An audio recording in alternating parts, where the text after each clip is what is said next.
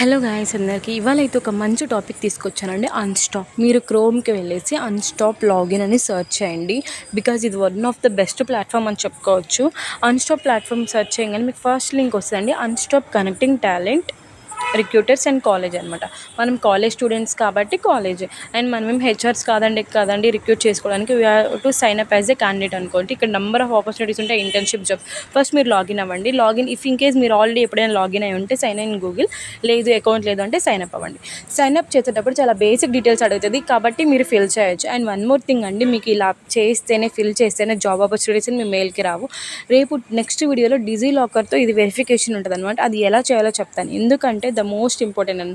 ఒకవేళ డిజీ లాకర్తో వెరిఫై అయినప్పుడు మీ ఆధార్ వెరిఫై అవుతుంది కదా, అప్పుడు ఏంటి అంటే మీ డీటెయిల్స్, మీ రిజ్యూమ్ అన్నీ మనం అప్లోడ్ చేస్తాం అనమాట. దానివల్ల మనకి ఎలాంటి ఆపర్చునిటీ ఉంటే అది మన మెయిల్కి వస్తుంది అనమాట. మీరు అప్లై చేసుకోండి, మీరు ఎలిజిబుల్. సో మనకి అంత ఈజీగా వస్తున్నప్పుడు మనం ఛాన్స్ మిస్ చేసుకోకూడదు కదా. ఇప్పుడు ఏదైనా కంపెనీ హైర్ చేసుకుంటూ ఉంటుంది, మనకి లింక్ దొరికితే మనం ఏంటి చాలా డీటెయిల్స్ ఫిల్ చేయాల్సి వస్తుంది. దీంట్లో ఏం అవసరం లేదు. ఒకవేళ ఆపర్చునిటీ మనకి తగ్గట్టుగా ఉంటే మనం మెయిల్కే వచ్చి అప్లై చేసుకోండి అని చెప్తుంది. ఇంతకంటే మంచి ఆపర్చునిటీ ఉండదు. So guys please basic forms అన్ని ఫిల్ చేయండి, క్యాండిడేట్గా సైన్ అప్ అవ్వండి. నెక్స్ట్ వీడియోలో నేను మీకు డిజీ లాకర్తో ఎలా వెరిఫికేషన్ ఎలా అప్లై చేసుకోవాలో చెప్తాను.